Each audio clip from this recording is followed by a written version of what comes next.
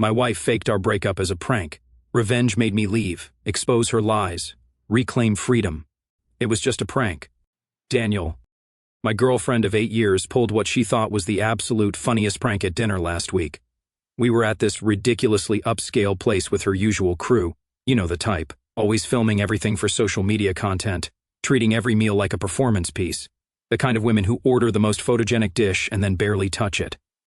Mid-conversation, about some influencer drama I couldn't care less about, she suddenly got completely theatrical, stood up slightly, raised her wine glass like she was making a toast, and announced loud enough for the nearby tables to turn and stare, "We're done." Her eyes were absolutely sparkling with mischief, while her friends immediately whipped out their phones faster than gunslingers, already giggling behind their screens like schoolgirls. The anticipation was killing them. Then came the kicker, delivered with perfect comedic timing. Just kidding. The entire table erupted into pure, unbridled hysteria. They were clinking glasses, shrieking with that particular brand of performative laughter that sounds like broken glass, the works, like they'd just witnessed the greatest comedy bit of all time. I didn't laugh. Not even a polite chuckle. I sat there in complete silence, watching her perform for her audience like some desperate actress auditioning for a role she'd never get. She was playing to the room instead of acknowledging the man who'd been with her through 8 years of absolutely everything. Christmas mornings, when her family made snide comments about my background. Her father's funeral when she fell apart and I held her for 3 hours straight. The job losses, the career meltdowns, the family crises. Those brutal red-eye flights to visit her sick grandmother in Phoenix. Every major moment of her adult life I'd been there, rock solid, dependable as sunrise. But in that moment, I wasn't her partner of nearly a decade. I wasn't the man who remembered to pick up her prescriptions, who fixed the garbage disposal at 2 a.m. without complaining, who listened to her vent about work drama for hours.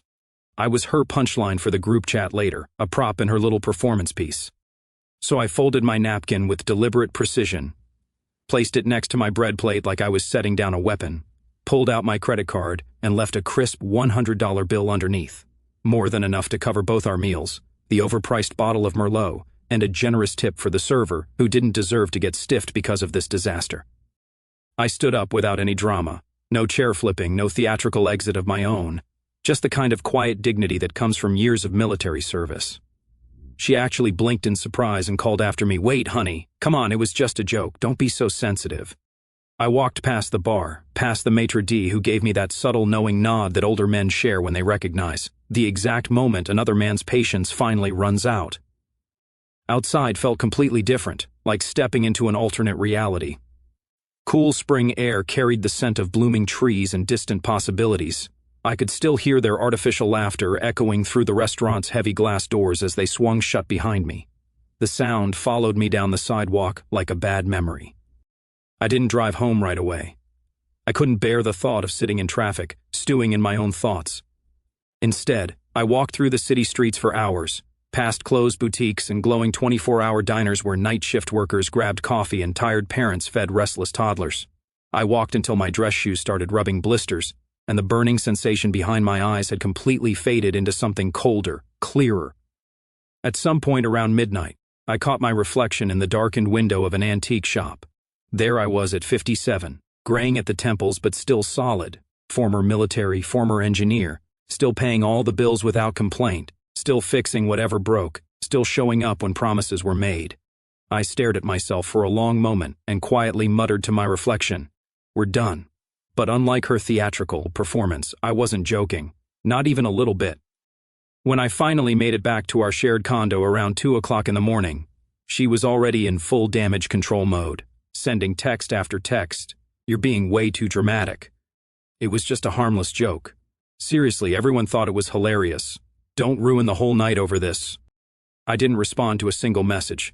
Instead, I methodically packed one military-style duffel bag with absolute essentials, my father's vintage Omega watch that survived 3 wars, a manila envelope containing my discharge papers and all the financial documents she'd always told me were boring paperwork, and a framed photo of my daughter from my first marriage, taken at her college graduation. I left the apartment key on the granite counter next to the espresso machine, positioned deliberately, like evidence at a crime scene. No lengthy note explaining my feelings, no dramatic speech about betrayal and disrespect, just the key. Then I sat down at her expensive MacBook and systematically transferred my exact portion from our joint accounts. Not vindictively, not taking a penny more than what was legally mine, just practically and precisely. We had no marriage certificate, no legal binding documents, just a shared life that apparently could be completely undone with a smirk over $30 appetizers and pretentious wine pairings. Next came the digital purge. I deleted our shared Google Calendar with all our planned weekend trips and dinner reservations, removed my photos from our couple's Instagram account, eliminated every digital breadcrumb of our relationship from existence. I put my iPhone in airplane mode and drove across town to my buddy Marcus's place, a guy from my old unit who understood the value of going dark. I left the phone in his kitchen drawer like it was radioactive. By the time the sun started rising over the city, I had completely vanished from her world.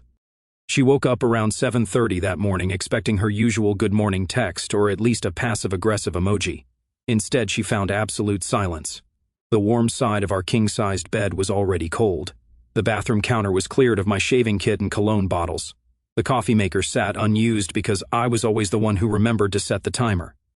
But what really made her pause, what caused that first flutter of genuine panic, was the apartment key placed so deliberately in the ceramic dish by the salt and pepper shakers we'd bought together in Italy 2 summers ago. She opened the Sub-Zero refrigerator out of pure muscle memory, looking for the meal prep containers I organized every Sunday, the labeled Tupperware with perfectly portioned leftovers, the grocery list I always kept magnetized to the door, nothing, just her expensive salad dressings, a half-empty bottle of Rose, and the organic almond milk she bought but never drank. Her first message came at 7:58 a.m., still casual, still assuming this was some kind of temporary, sulking situation. "Where'd you go, Houdini? Forgot your keys this time? Coffee is getting cold." No response, no read receipt, nothing. By 9 o'clock, her tone had shifted completely. "Okay, seriously, this isn't funny anymore. Call me back now." She tried calling 3 times in rapid succession. All 3 calls went straight to voicemail immediately. That dead electronic sound that means the phone is either off or out of service. She didn't leave any messages because what could she possibly say? Desperation kicking in, she called my office next, reaching the polite receptionist I'd personally trained on customer service protocols during her first week. "I'm so sorry," the young woman said with genuine sympathy, "but Mr. Weston resigned yesterday, effective immediately. He only left a forwarding address for HR to send final paperwork. No 2 weeks notice, no transition period, no explanation to colleagues who'd worked with me for 6 years. When she finally worked up the courage to check our banking app around 11 o'clock, she discovered something that made her stomach drop to the floor. My name had completely vanished from the joint account we'd shared for 5 years. My profile picture was gone. The account label quietly reverted to her maiden name alone, like I'd never existed. But here's the thing that really got to her. I'd taken only what was mathematically mine down to the penny, making the whole transaction look routine, businesslike, not vengeful, just completely finished. By noon, she was frantically calling my old college friends, guys she'd barely tolerated during our relationship because they weren't refined enough for her social circle. The first one, Tommy, didn't answer, probably saw her name and hit decline. The second, Jake from my engineering program, claimed he hadn't heard from me in months. Complete lie. We'd grabbed beers just 3 nights earlier after I showed him the video of her restaurant performance that one of her friends had posted to their Instagram story. Jake didn't laugh either, just shook his head and said, "Man, you deserve better than that circus." By 2 p.m., she was pacing around our 2,000-square-foot condo like a caged animal, calling her remaining friends and trying to tell the story like it still had some kind of punchline, like she was still in control of the narrative. No, he just completely left, like vanished into thin air. Didn't even leave a note. Who does that? Who just disappears like some kind of ghost? Her laugh was brittle, forced, cracking at the edges. Her voice broke completely on the second disappeared. That evening, in an act of pure desperation, she made the massive mistake of texting my daughter, Emma. They'd never had any real bond. Too many years of passive-aggressive comments like "you're real mom" and "we're not a blended family, we're just figuring things out as we go." Emma was 23, sharp as a tack, and had never bought into her stepmother's performative nonsense for even a second. "Hey Emma, have you heard from your dad recently? Can you just tell him I'm really worried? This isn't like him." The reply came exactly 4 hours later, timed perfectly to maximize impact. "He said to tell you the punchline landed perfectly." That single sentence hit like a physical blow. That's when she finally started crying. Not the cute, Instagram-worthy tears she sometimes produced during romantic movies, but the ugly, raw kind that comes from genuine terror. Not because she missed me yet. That particular realization was still weeks away. She was crying because the man she'd depended on financially, emotionally, socially, had vanished with the kind of surgical precision that scared her to her core. Not messy, not vengeful, not dramatic like a restaurant performance, just clinically, devastatingly final. She tried calling one more time around midnight, hands shaking as she dialed. This time it didn't even ring once, straight to that automated voice saying the number was no longer in service. For the first time since that disaster of a dinner, she fully understood. This wasn't at some temporary tantrum or a man storming out to sulk at a hotel for a few days. This was someone who had executed a detailed escape plan she never saw coming.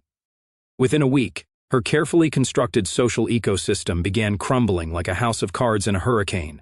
She posted her usual Sunday brunch photo from the same overpriced spot, same manufactured crew of influencer wannabes, but now there was a glaringly empty chair she hadn't bothered to crop out.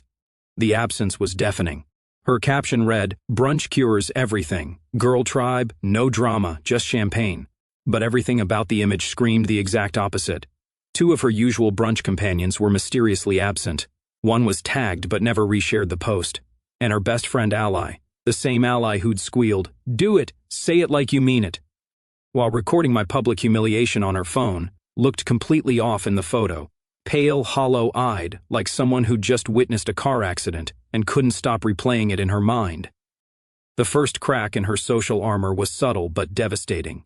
A PR collaboration with a mid-level cosmetics brand got canceled, citing scheduling conflicts and strategic realignment, except the same brand had no problem posting glossy campaign shots with other local influencers the very same week. Then came the real blow. The boutique that had been sending her free designer handbags every quarter for 2 years quietly terminated their brand ambassador partnership. No dramatic announcement, no explanation, just radio silence. The free products stopped arriving. The exclusive discount codes expired, and her DMs went unanswered.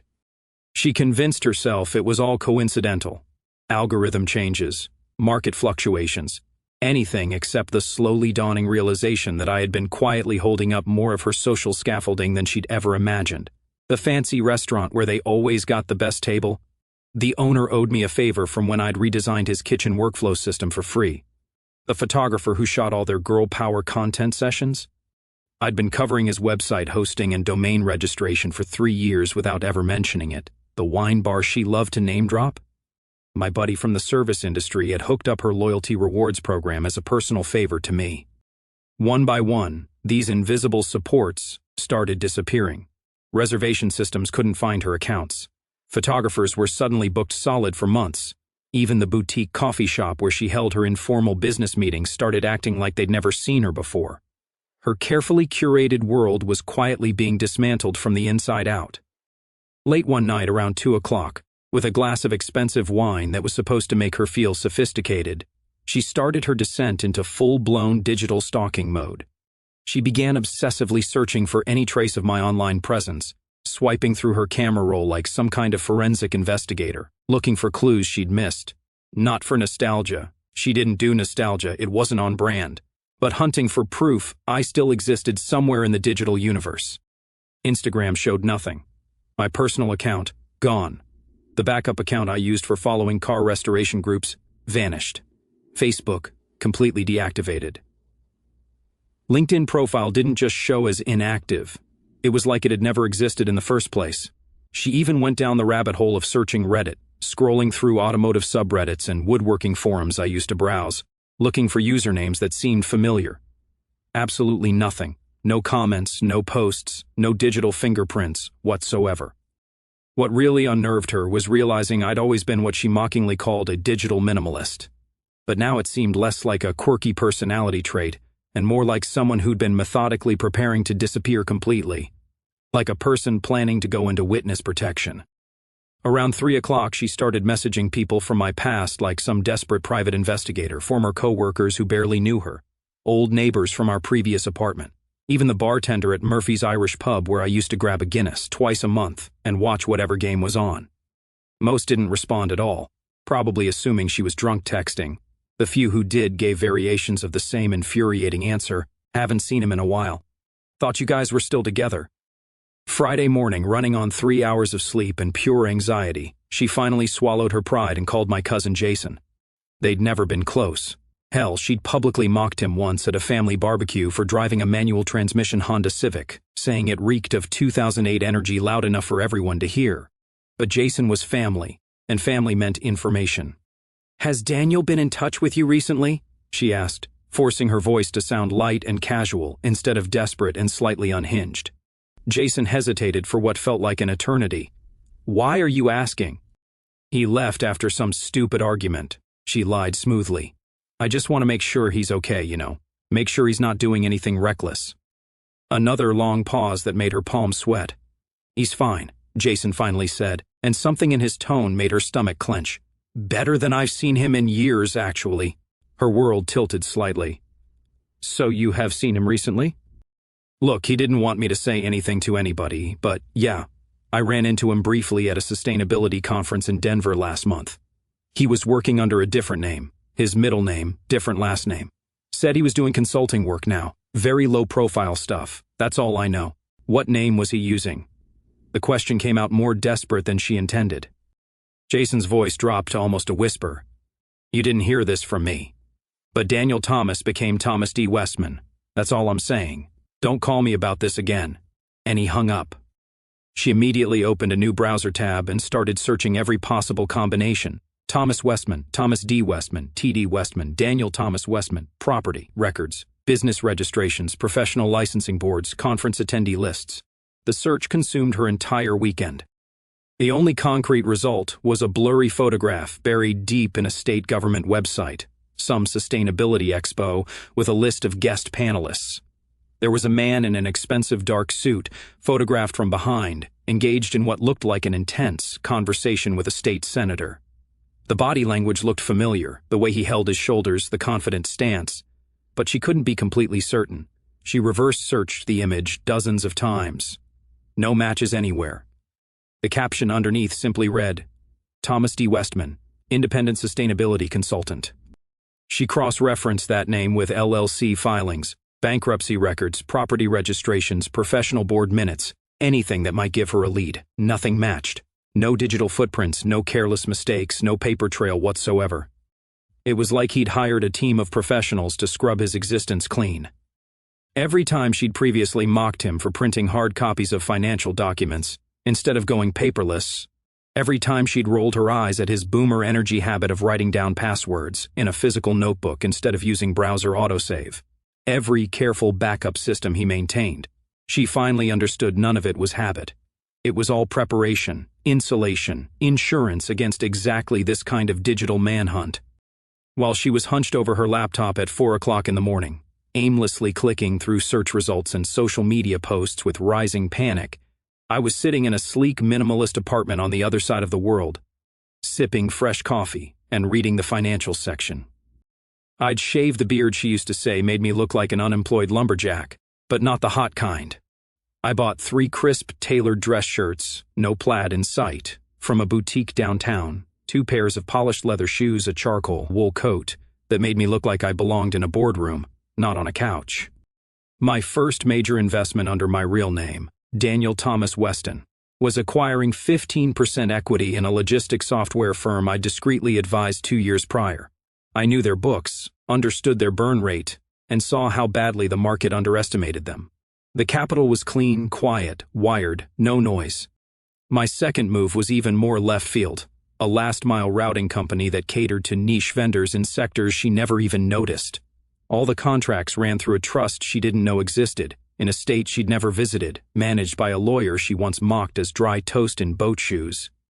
My new apartment, short-term lease, intentionally spare, purposefully untraceable, had only 3 items on my desk: a sleek fountain pen, a black moleskin notebook, and a single folded photo. It was a snapshot of her laughing, taken on my phone before everything fell apart. I didn't keep it out of longing or nostalgia. I kept it like a veteran keeps a bullet casing. Proof of what tried to take me out and failed. Now and then, when life felt a little too peaceful, I'd unfold the photo, not to feel the hurt, but to remember the precision of my choice. I didn't replay the pain, just the moment I made a clean cut. Her last words at that dinner still echoed. "We're done," then that forced laugh. Just kidding. But I wasn't joking. That night became a turning point. The picture reminded me not of love, but of clarity. I started running half marathons, cycling, reading nonfiction. I slept 7 hours a night, woke up early by choice. I left no digital traces. Anonymity was intentional. Every deal, every meeting where someone thought I was a man who had always been this put together, it wasn't revenge. It was a foundation, a life that couldn't be mocked away. Then came the image that changed everything. A blurry Instagram story from a gala, just a passing shot of the reception line. But there I was behind a city councilwoman. Charcoal suit, no tie, pockets square, hair shorter, posture solid.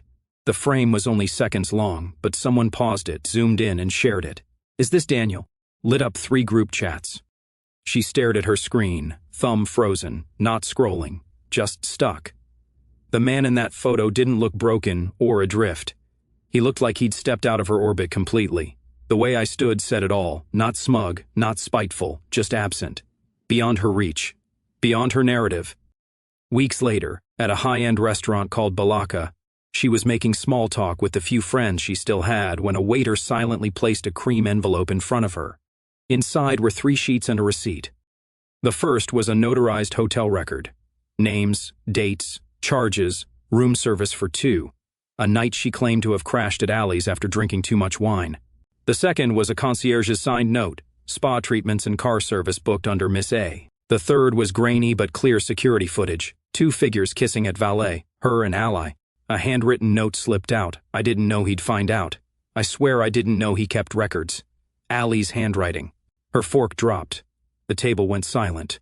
She looked across at Allie and whispered, "You." Allie went ghost white and fled.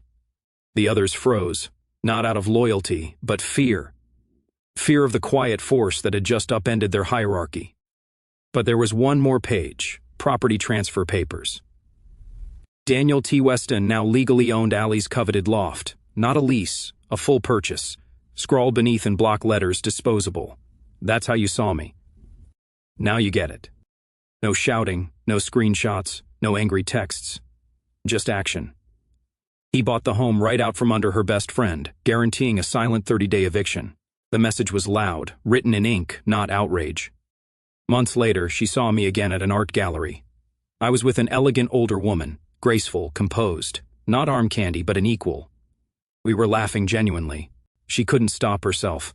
"Daniel." I turned slowly, calm, like I'd rehearsed it. "Why?" she asked, hands flailing. "Why all this? The letter, the deed? Allie, you ruined everything." I looked at her like a surgeon inspecting a healed scar. "Because your laugh told me everything I needed to know." "What does that even mean?" I stepped past her, not harshly, just finished. Like she was a room I no longer lived in. Then I paused. "Tell her the lease ends next week." And I walked away without looking back. A week later, Allie moved in with her sister. The building manager handed her a plain folder. "New owner. Everything's finalized." Final. I was gone for real.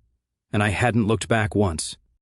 The man she assumed would always be there to forgive her next laugh had become someone else entirely.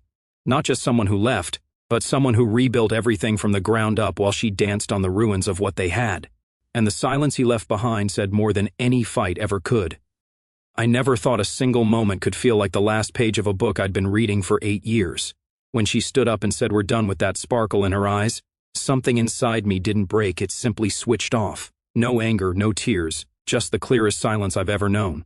In that second, 8 years of quiet sacrifices, of being the reliable background character in her highlight reel, crystallized into one undeniable truth: I was never her partner.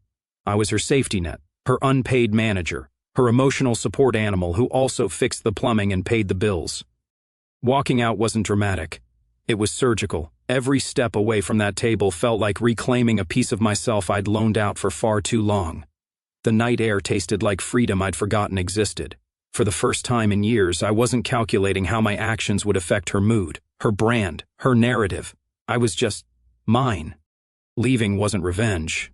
It was resurrection. Packing that duffel bag at 2 a.m., transferring only what was mathematically mine, erasing every digital thread that tied me to her world. These weren't acts of spite. They were acts of mercy toward the man I used to be, the one who confused being needed with being loved. People keep asking if I miss her. The honest answer is no. I miss the version of myself I thought I was building with her, but that version never actually existed outside my own hope. What I feel now isn't bitterness, it's gratitude. Gratitude for the clarity that came disguised as humiliation. Gratitude for the strength I rediscovered when I stopped auditioning for a role she never intended to give me. I'm 57, fitter than I was at 40, wealthier than I've ever been, and finally living a life that belongs entirely to me. The silence I left behind wasn't punishment.